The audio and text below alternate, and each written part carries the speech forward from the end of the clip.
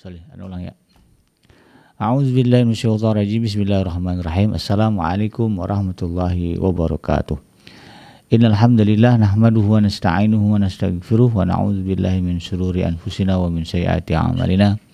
May yahdihillahu fala mudhillalah wa may yudlilhu fala hadiyalah. Asyhadu an la ilaha illallah wahdahu la syarikalah wa asyhadu anna Muhammadan abduhu wa rasuluhu la nabiyya ba'dah. Allahumma salli wa sallim ala hadzal nabiyil karim wa ala alihi wa ashabihi wa man tabi'ahum bi ihsanin ila yaumiddin. Wa qala Allah ta'ala fi kitabihil karim ya ayyuhallazina amanu taqullaha haqqa tuqatih wa la tamutunna illa wa antum muslimun.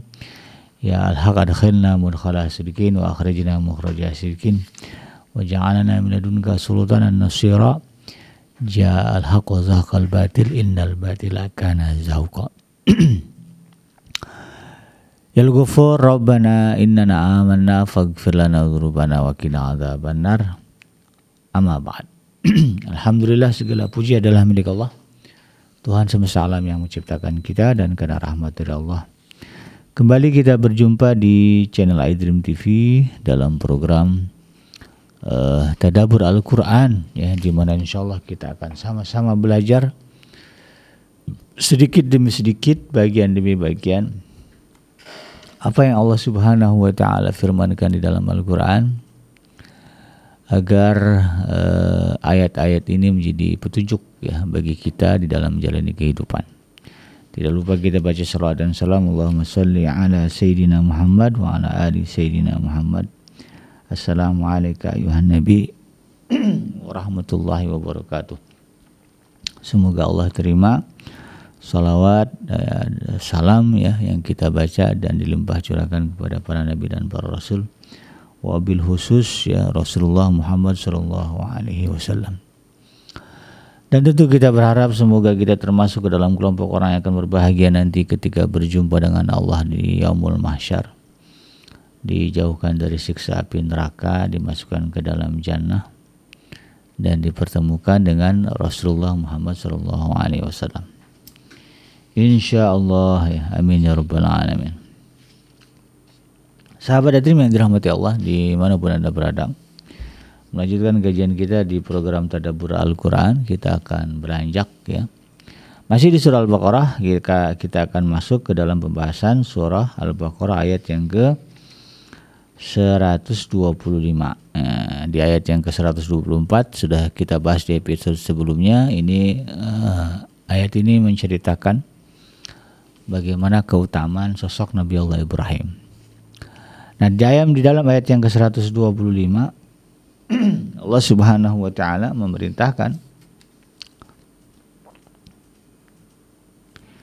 bukan memerintahkan, tetapi mengingatkan, ya, kita manusia, ya, umat Nabi Muhammad SAW, tentang apa yang sudah dilakukan oleh Nabi Allah Ibrahim untuk kita, anak cucunya, ya, anak cucu cicit lah, gitu, ya. Kalau yang langsung kan dari garis Nabi Allah Ishak, Nabi Allah Yakub, ya, lalu kemudian turun, ya, ke bawah, lahirlah bangsa Yahudi, lalu kemudian dari sisi Nabi Ismail turun ke bawah, lahirlah Nabi Muhammad, sampai kemudian muncul bangsa Arab, dan jumlahnya banyak. Jadi walaupun ya, Nabi Allah Ibrahim yang berdoa untuk anak cucunya, tapi secara umum ya, siapapun yang mengikuti, gitu, ya, anak cucu dari Nabi Allah Ibrahim, masuklah, ya, ke dalam doa, ya, ke dalam harapan, ya, dari Nabi Allah Ibrahim alaihissalam. Nah, di dalam ayat ini Allah Subhanahu wa Ta'ala mengisahkan, ya, mengingatkan kita tentang apa yang telah dilakukan oleh Nabi Allah Ibrahim alaihissalam, di mana Allah Subhanahu wa Ta'ala mengabarkan, A'udzubillahi minasyaitonirrajim wa idz ja'alna al-baita mathabatan lin-nasi wa amna. Ya, kata Allah Subhanahu wa Ta'ala, ingatlah ketika kami menjadikan rumah itu, ya, maksudnya adalah Ka'bah, ya, atau Baitullah, ya, menjadi tempat berkumpul ya, dan juga tempat yang aman bagi manusia. Ya, masabatan linnasi wa amna. Ya, dijadikan sebagai tempat kumpulnya manusia dan juga tempat yang aman bagi manusia. Ya. Lalu kemudian di dalam ayat penggalan ayat selanjutnya, wattakhizu mim maqami Ibrahim musalla. Nah, lalu kemudian Allah perintahkan kepada kita ya, umat yang datang setelah Nabi Ibrahim ya, ketika berkunjung ke Baitullah ini, wattakhizu mim maqami Ibrahim musalla. Dan jadikanlah ya, kata Allah Subhanahu wa taala, sebahagian dari maqam Ibrahim sebagai tempat sholat. Nah, jadi maqam Ibrahim bukan makam ya, ini makom, beda ya. Kalau makam bahasa kita kan kuburan. Tapi kalau makom artinya tempat berdiri ya. Jadi makam Ibrahim adalah dulu ya tempat yang dijadikan Nabi Allah Ibrahim berdiri untuk berdoa kepada Allah setelah selesai membangun Ka'bah. Nah, ada titiknya itu ya yang dikurung, bukan dikurung ya. Ada bangunan kecil itu ya, di dalamnya ada tapak kaki ya. Bekas tapak kaki Nabi Allah Ibrahim alaihissalam ketika berdiri berdoa di situ. Kemudian dilingkarin tuh kan ada warnanya emas itu ya, dikelilingin situ. Jadi itu yang disebut dengan maqam Ibrahim. Namun ya terkait dengan ayat ini ada juga ya sebagian ulama yang memahaminya bahwa yang dimaksud dengan maqam Ibrahim itu adalah Masjidil Haram secara umum. Ya. Makom Masjidil Haram secara umum ya, meskipun tadi ya ada yang meyakini bahwa yang dimaksud bangunan makam Ibrahim diyakini sebagai itu dia spotnya itu ya, tempat Nabi Ibrahim berdiri dulu.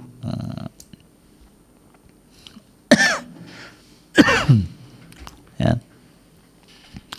Nah, itu disebut sebagai makam Ibrahim. Nah, tapi ya itu tadi ya bahwa ada ulama yang kemudian meyakini bahwa yang dimaksud dengan makam Ibrahim di situ ya sekeliling Ka'bah, sekeliling Baitullah yang sekarang sudah menjadi Masjidil Haram. Tapi ada juga kemudian yang memahami enggak mesti itu juga, tapi ya, tempat-tempat yang memang pernah dikunjungi Nabi Allah Ibrahim dan beliau salat di situ. Ya, termasuklah Palestina kalau gitu kan, Masjidil Aqsa. Jadi jadikan itu tempat sholat. Nah, jadi manapun yang kita pahami ya semuanya ada dasarnya. Dan karena pemahaman bahwa bahwa yang dimaksud dengan makam Ibrahim ini adalah Masjidil Haram, ya, makanya itu di Baitullah itu askar-askar itu. Ya, penjaga-penjaga ya tentara atau polisi-polisi ya yang jagain sekitar Masjidil Haram itu biasanya juga ada yang berdiri di daerah makam Ibrahim ya, terutama ketika padat pengunjung ya yang sedang tawaf. Kalau ada yang sholat di situ ya di area bangunan kecil berwarna emas itu ya, yang diyakini sebagai makam Ibrahim itu biasanya diusir ya. Dan disuruh nggak boleh ya, kecuali ya kasus-kasus tertentu lah ada juga yang diizinkan. Nah, itu tergantung askarnya ya, tergantung orangnya juga itu ya. Tapi ya umumnya sih kalau yang saya perhatikan dulu ya itu dilarang sholat di area situ karena dianggap menghambat orang yang tawaf nanti. Orang tawaf dia sholat di situ gitu kan.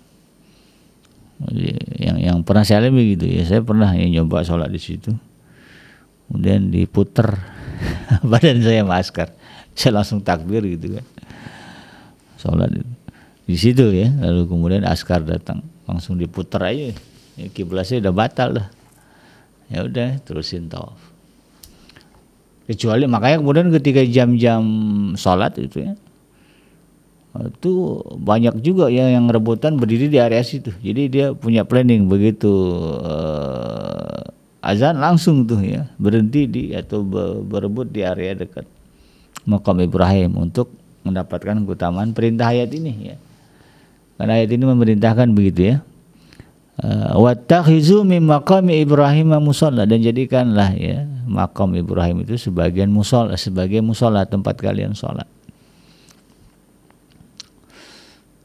Jadi biar dapat keutamaan ayat ini ya, mereka yang meyakini itu adalah makam Ibrahim, wah itu kalau lagi jam sholat wajib itu di Masjidil Haram mereka rebutan juga di situ. Ada yang dekat-dekat Hajarul Aswad ya di saat pertama. Jadi ketika selesai sholat langsung ya menuju ke Hajarul Aswad. Desek-desekan itu kan. Nah, itu kembali kepada keyakinan kita masing-masing ya. Cuma tadi ya ada yang meyakini yang disebut dengan makam Ibrahim itu ya spot itu tadi ya, tempat Nabi Ibrahim pernah berdiri. Ada yang menyebut semuanya ya sekeliling Ka'bah yang sekarang jadi Masjidil Haram. Ada juga yang meyakini tempat-tempat yang pernah dikunjungi Nabi Ibrahim dan beliau pernah sholat di situ ya, termasuklah Masjidil Aqsa ya, Palestina. Kemudian Allah sebutkan ya di dalam lanjutan ayatnya, wa'ahidna ila Ibrahim wa Ismaila an tahhira baitiya lit-ta'ifina wal 'akifina war-ruk'is sujud. Ya. Lalu kemudian Allah katakan, dan ingatlah juga ya ketika kami wasiatkan kepada Ibrahim ya dan Ismail putranya ya, bersihkanlah rumahku ya, maksudnya Masjidil Haram ya, Baitullah, untuk orang-orang yang tawaf ya, yang i'tikaf serta yang ruku dan sujud ya, maksudnya sholat ya. Jadi inilah ya peninggalan dari Nabi Allah Ibrahim alaihissalam untuk kita ya, orang-orang ya, umat-umat yang datang setelah beliau. Dan itu kemudian sebelum Nabi Muhammad SAW ya, dibuktikan dengan sudah adanya ya praktek-praktek tawaf ya, memuliakan Ka'bah. Di sebelum Nabi Muhammad datang itu sudah ada ya, terutama di musim-musim haji itu ya, orang dari daerah mana-mana datang ke ya, sekitar wilayah Jazirah Arab yang pernah ya, memegang yang berpegang kepada agama Nabi Ibrahim gitu ya. Nah itu datang. Kemudian mereka tahu di sekitar Ka'bah ya, walaupun di Ka'bah itu sudah banyak patung berhala itu kan sekelilingnya itu. Ada 365 apa gitu kan. Ya nyampur lah ya mereka. Sampailah datang Nabi Muhammad SAW, kemudian pada peristiwa Fathu Mekah dibersihkan semuanya ya, dari berhala-berhala. Kenapa ya? Karena memang di situ tidak boleh ada kesyirikan, haram ya. Sehingga kita sampai saat ini ya tidak melihat lagi lah ya sisa-sisa peninggalan kesyirikan ya orang-orang Arab dulu ya, orang-orang Arab Quraisy. Karena ini tadi ya Allah katakan, ya, bersihkanlah rumahku. Nah, jadi kalimat bersihkan itu bukan sekedar memang harus clear, bersih. Ya, alhamdulillah sekarang kan kita lihat itu di area Masjidil Haram itu petugas kebersihannya wah memang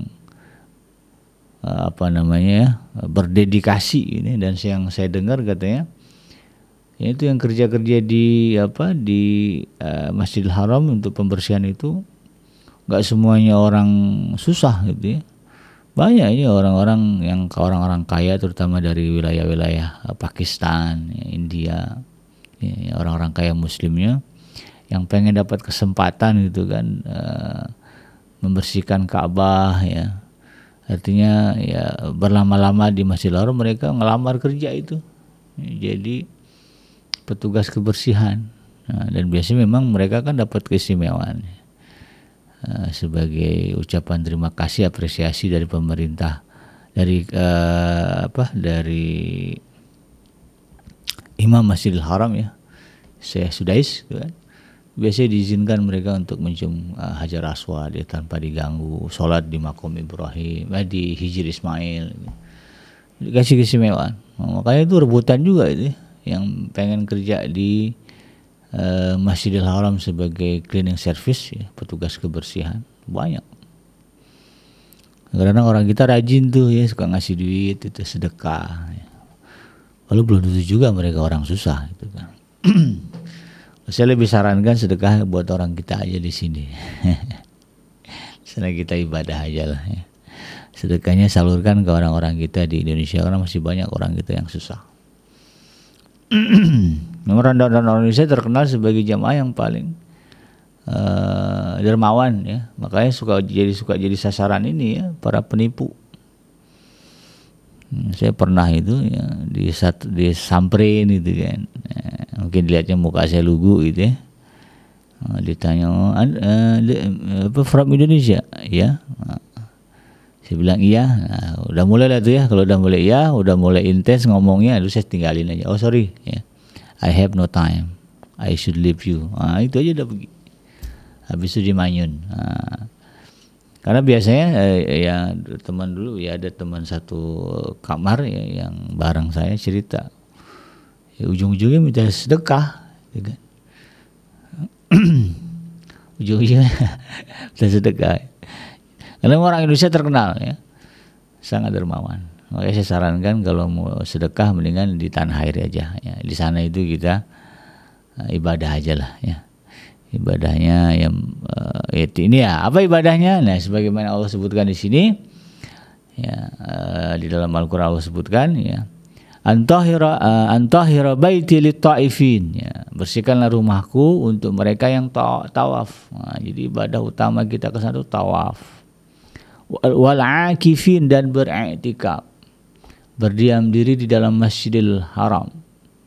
Warrukai sujud, dan bagi mereka yang ruku dan sujud, sholat banyakin. Kan nggak disebutin sedekah di situ ya. Nah, jadi ini para petugas, bukan petugas ya, biro-biro umroh ya, ingetin jamaah kita itu ya.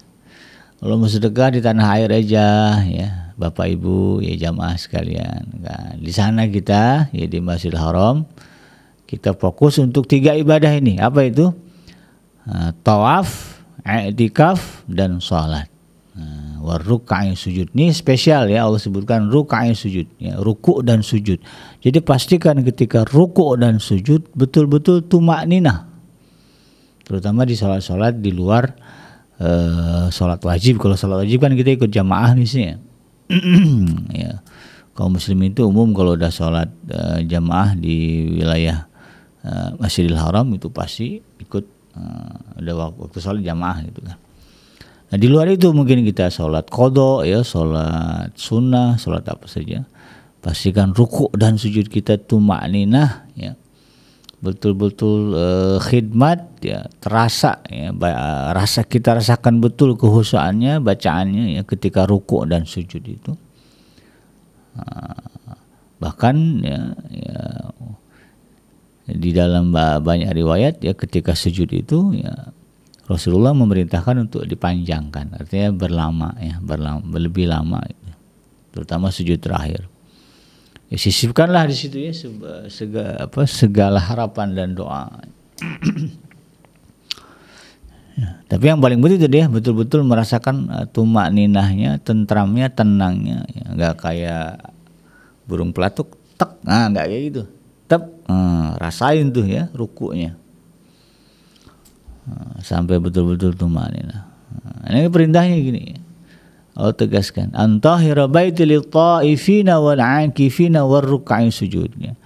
Agar engkau membersihkan rumahku bagi mereka yang akan melakukan tawaf ya, yang melakukan i'tikaf, dan yang ruku dan sujud. Ya. Jadi 3 ini yang kita fokuskan ketika berada di Masjidil Haram untuk melakukan tawaf, i'tikaf ya, dan juga sholat. Belanja boleh tapi nanti lah ya. Kalau udah puas ya tawafnya, udah rasanya puas ya, i'tikaf di Masjidil Haram, udah puas rasanya ruku dan sujud ya, sholat sunnah ya. Ya, sebelum kepulangan ya sehari lah ya, sehari sebelum pulang sempatkan belanja ya, boleh ya, nggak apa-apa.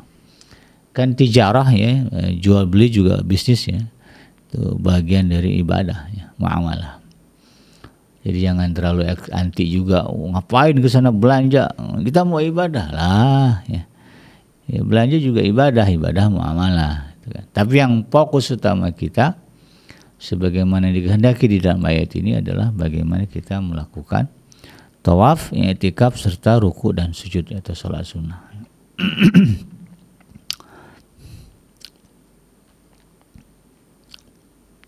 Nah, terkait dengan perintah mendirikan Baitullah ya dari Allah Subhanahu wa taala kepada Nabi Allah Ibrahim, ya para ulama yang mengatakan bahwa ada dua faedah yang dapat diambil dari perintah tersebut. Yang pertama ya, tempat berkumpul bagi manusia untuk ibadah. Ini sejak zaman dulu ya, sebelum Nabi Muhammad SAW diutus. Itu memang manusia ya datang dari berbagai penjuru untuk melaksanakan atau juga mungkin sekedar menghormati Baitullah ya, atau ibadah haji ya. Jadi ibadah haji dari dulu udah ada. Nah, orang-orang ini ya dulu ya sebelum datangnya Rasulullah SAW, mereka mengobati kerinduan mereka kepada Nabi Allah Ibrahim ya dengan datang ke Ka'bah. Sehingga hati mereka merasa tentram, tenang, dan itu ngefek sampai sekarang ya sahabat, siapapun lah ya orang Islam, karena kita ini kan rindu dengan Baitullah ya, maka ketika datang melihat Baitullah ya, nyampe aja ke Mekah, datang kemudian melihat Baitullah. Nah, kalau kita orang yang jauh-jauh ya saya biasanya langsung ya, kena hati ya, terobati kerinduan ya, lalu kemudian banyak juga yang kemudian sampai meneteskan air mata. Yang jauh-jauh, kalau yang dekat-dekat saya nggak tahu lah ya. Kalau udah sering kadang-kadang mungkin jadi biasa gitu ya. Beda lah ya rasanya dengan yang orang yang dari jauh jarang-jarang datang berkunjung ke Baitullah.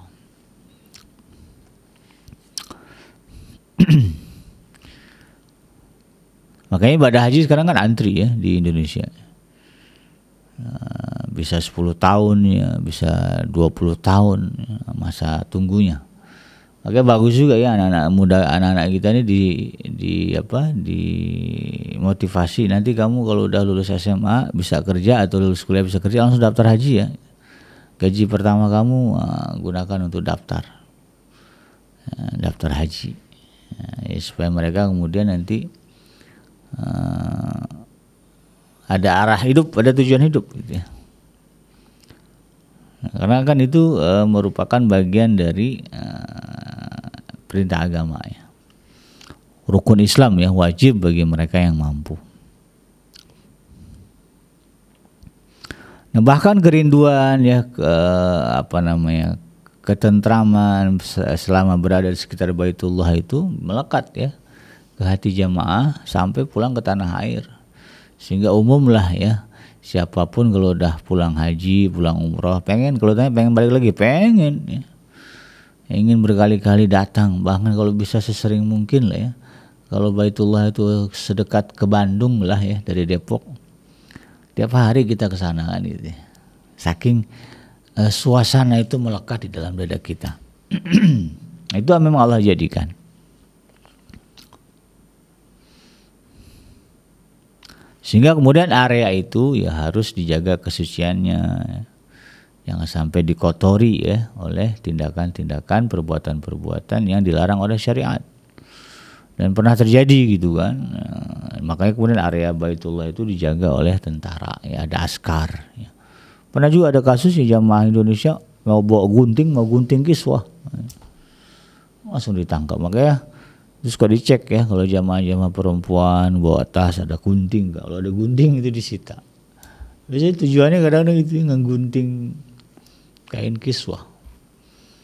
Nah ini nggak boleh ya. Jadi kita harus menjaga kesucian ya, ketertiban, kebaikan di wilayah sekitar Baitullah ya, atau menjaga, mengagungkan Baitullah itu sendiri. Ya sebetulnya kita agungkan bukan Ka'bahnya, tapi Allah ya, yang memerintahkan untuk dibuat Ka'bah. Ya, kalau ditanya orang Islam menyembah Ka'bah, ya enggak lah. Orang Islam itu hanya menghadap ke Ka'bah untuk menyembah Allah. Jadi sebagai sebagai tempat untuk menyatukan. Nah, ya kalau ditanya kita ngadep kemana nih kalau nyembah Allah? Ya ngadepnya ke Baitullah. Jadi nggak suka-suka hati gitu ya. Nah, kalau datang ke Baitullah kita tidak sedang menyembah Ka'bah, ya, tapi kita sedang menyembah Allah dengan memuliakan, menghormati rumah yang dibangun oleh Nabi Allah Ibrahim.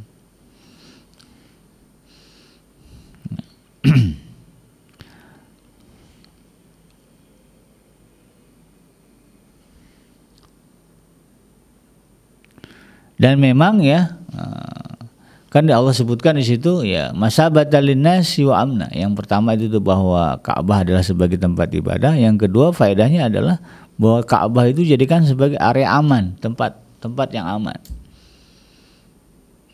Dan ini ya, kalau kita rujuk sejarah, memang dari dulu ya orang Arab itu kan terkenal suka menuntut bela ya. Kalau ada yang dibunuh, disakiti keluarganya, itu pasti harus ada balas dendam gitu kan. Atau ada hinaan, itu pasti harus diselesaikan ya. Jadi istilahnya nyawa dibalas nyawa, cacian dibalas cacian lah gitu ya. Jadi di mana aja kalau ketemu ya orang yang bermasalah ya, dianggap bermasalah atau punya masalah dengan kabilah-kabilah Arab, itu dibalas itu ya. Situ juga. Tetapi kalau sudah ketemu di wilayah tanah haram ya, di Masjidil Haram, tuh mereka nggak berani.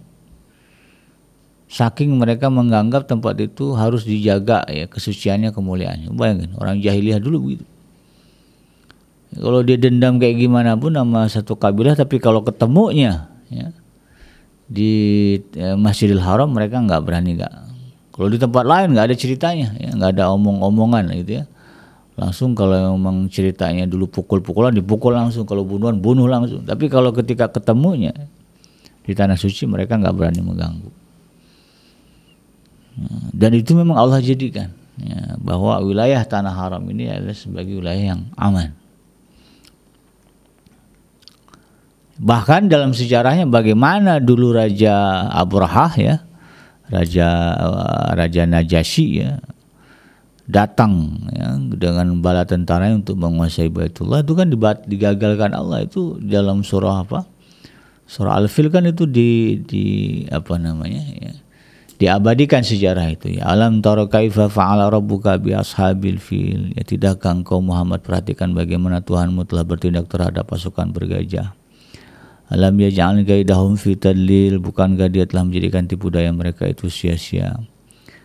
Wa arsala alaihim tayran ababil, dan kami kirim ya ke atas pasukan mereka itu ya burung ababil yang berbondong-bondong ya. Tarmihim bihijaratin min sijil, yang melempari mereka dengan batu-batu dari sijil ya. Sijil tanah liat yang dibakar gitu. Menyala itu ya. Faja'alahum ka'asfim ma'kul, dan kemudian kami jadikan mereka seperti daun-daun yang dimakan ulat, hancur.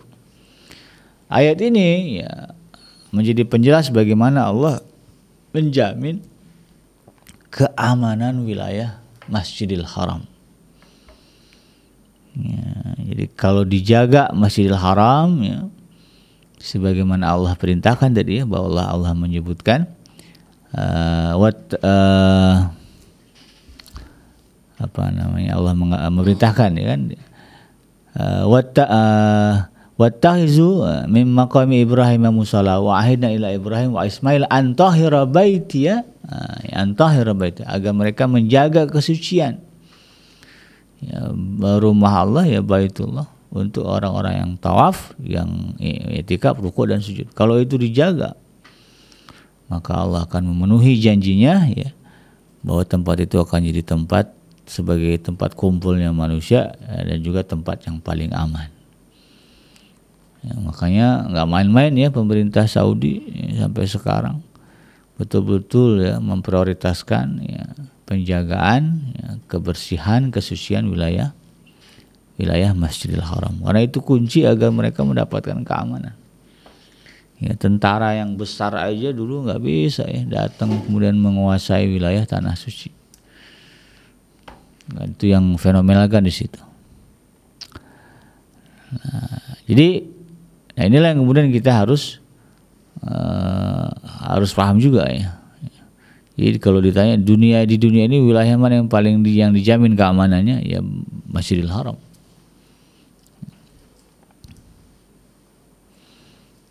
ya, betul-betul dijadikan sebagai tempat yang aman.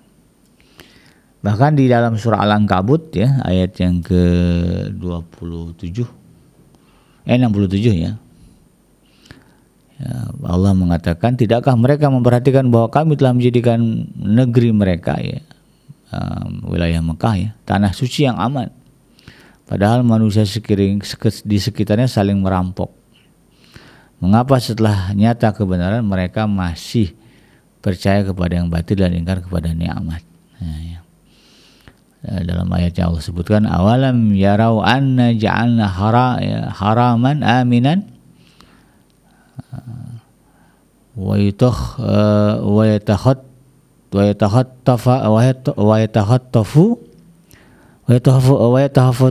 yatakhafatun nas ya, min haulihim ya, padahal manusia sekitar mereka itu situ dia rusuh gitu kan. Tapi Allah jadikan wilayah Masjidil Haram itu wilayah yang aman. Nah, itu bagian dari rahmat Allah Subhanahu wa taala. Maka kemudian itu selagi dijaga ya kesucian tanah haram, keamanan itu Allah akan jaga. Kalau nggak salah pernah ada peristiwa fenomenal ya, ada sempat ada kerusuhan juga itu ya. Saya lupa peristiwanya apa dan negara. Kalau nggak salah yang memprovokasinya itu orang-orang dari Iran ya kalau nggak salah. Mereka bersenjata kemudian menyandera wilayah Masjidil Haram gitu ya. Jadi nggak boleh masuk, gitu kan. Dan orang Arab ya, tentara Arab ya, mereka kan menjaga kesucian situ, jangan sampai ada tumpah darah gitu kan, pertumpahan darah di situ. Itu wilayah suci. Maka kemudian untuk mengatasi mereka ya, pasukan pemberontak itu ya, terjadi pertumpahan darah di sana. Kalau nggak salah itu diairin air ya, jadi masjid itu dialiri air sehingga merendam mereka ya, merendam wilayah Ka'bah, termasuk tentara-tentara itu yang pemberontak gitu ya, perusuh lah gitu kan, perusuh bersenjata. Lalu kemudian diperintahkan kepada mereka untuk meninggalkan area Ka'bah, untuk menyerah lah gitu kan. Kalau nggak nyerah, ini katanya airnya itu akan dialiri listrik. Bingung mereka, kelojotan gitu ya. Akhirnya mereka nyerah tanpa terjadi pertumpahan darah. Itu pernah terjadi. Ini bukti bahwa Allah juga menjaga wilayah tanah suci sampai sekarang. Dan orang-orang Saudi ya, pemerintah Arab berusaha menjaga kesucian tanah Masjidil Haram ya, dari kesyirikan ya, dari apa lagi ya, dari itu ya, pertumpahan darah. Itulah sahabat iDream ya, kurang lebih apa yang bisa kita pahami dan kita pelajari dari surah Al-Baqarah di ayat yang ke-125 ya. Saya bikin ya, tentu tidak luput dari kehilapan dan kekurangan ya. Oleh karena itu mohon dimaafkan. Semoga bermanfaat ya. Hasbiyallahu la ilaha illa huwa alaihi tawakkaltu wa huwa rabbul arsyil azim. Subhanaka Allahumma rabbana wa bihamdika asyhadu an la ilaha illa anta astaghfiruka wa atubu ilaik. Walhamdulillahirabbil alamin. Assalamualaikum warahmatullahi wabarakatuh.